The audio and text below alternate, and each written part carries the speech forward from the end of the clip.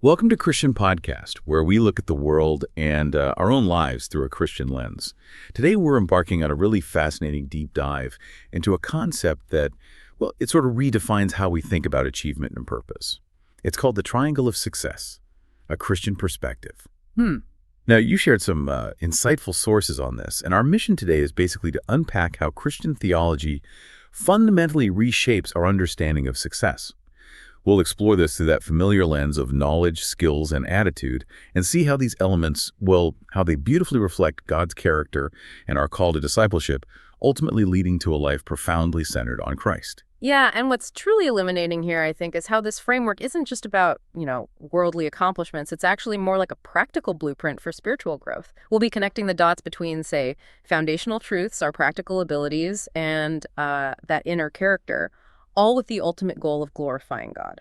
It's really about moving beyond those temporal accolades to a life truly defined by union with Him. Okay, so we've all heard about the keys to success, right? Often framed as knowledge, skills, and attitude.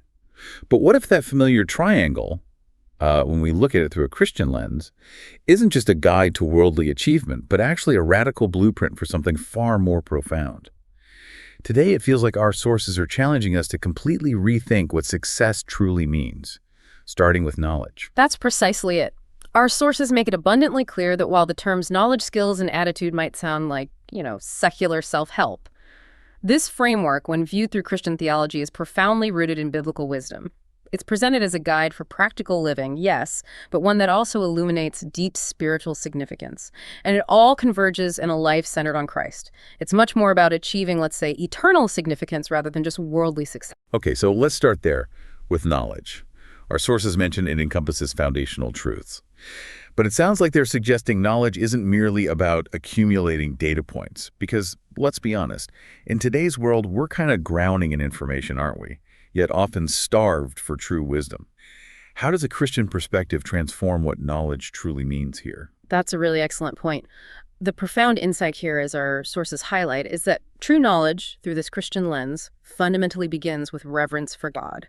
It's anchored deeply in the wisdom of His Word. And crucially, this isn't just intellectual acquisition, it's transformative. It reshapes our understanding of God, ourselves, creation, everything. Right. So it sounds like the sources are pushing us way beyond just rote memorization then.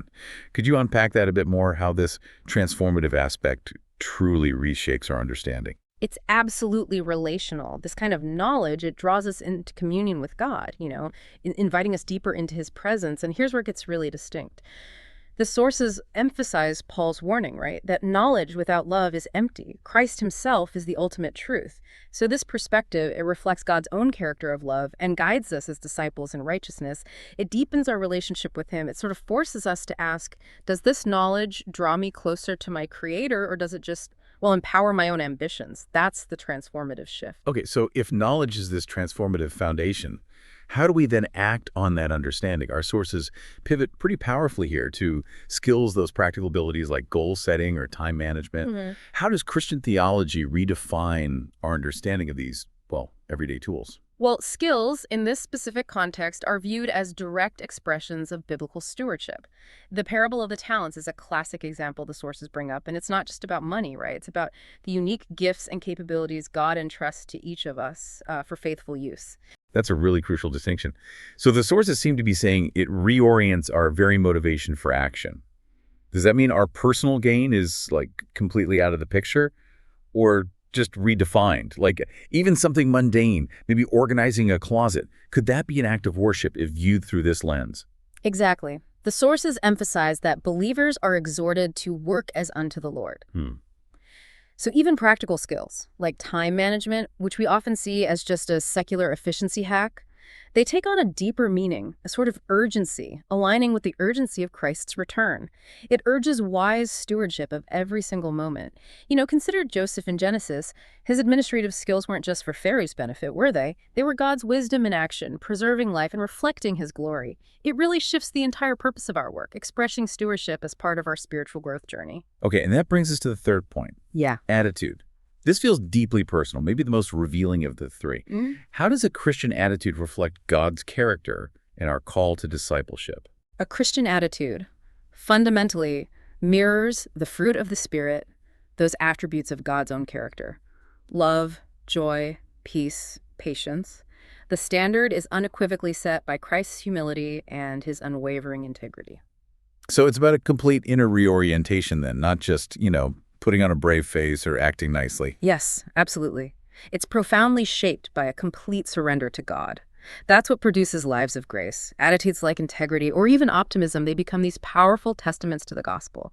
They can transform the very spaces we inhabit, our workplace, our family life, our community, into a living witness of God's character, inviting others to glorify him. It really is about reflecting Christ's character as a core part of our spiritual growth. Right, this is where it all seems to connect. So what does it truly mean when we bring all three elements, knowledge, skills, and attitude, into a unified whole? How does this integration lead to a life truly centered on Christ? And I guess, how does it redefine success in the most profound way? Well, the unity of knowledge, skills, and attitude really reflects the Christian life's holism. It's not compartmentalized. Knowledge of truth, the stewardship of our skills, and the cultivation of a Christ-like attitude, they all converge in living solely for Christ. And this unified approach, it explicitly rejects what the world often calls success, right? Defined by material wealth or temporal achievements. It opts instead for eternal significance. That distinction truly reorients our perspective, doesn't it? Because for so long, success in the world has meant something very, very different. It challenges the very definition. The sources are quite clear. This framework isn't about chasing the world's accolades. Not at all. Instead, believers pursue success within this specific framework to fulfill God's purpose, using each element, knowledge, skills, attitude, to advance his kingdom. Faithfulness to Christ, that is what defines true success, not the temporal achievements or the worldly praise. So the triangle of success, viewed through Christianity, truly is a blueprint for spiritual growth. It's practical. Knowledge deepens our relationship with God, skills express our stewardship, and attitude reflects Christ's character, all directed towards glorifying God. And as we actively cultivate these, we participate in God's redemptive work. We leave a legacy of faith. In Christ, we find that life to the full he promised, which is defined by union with him, not by worldly accolades. Wow, what a powerful deep dive that was. We've really seen how knowledge, skills, and attitude, when viewed through this Christian lens, become tools, not just for achievement, but for profound spiritual growth and real kingdom impact. True success, as our sources show us, really isn't about those worldly accolades, is it? It's about faithfulness to Christ, advancing his kingdom, and finding that life to the full in union with him. Which I think raises a really important question for you listening right now. How might you intentionally cultivate your knowledge, your skills, and your attitude this week? Not for personal gain necessarily, but to more fully reflect Christ and advance his purposes right there in your own sphere of influence. Yeah, a great challenge. May we all press toward knowing Christ, allowing his truth to truly shape our knowledge, our skills, and our attitude for that eternal impact. Thank you so much for listening. See you next time.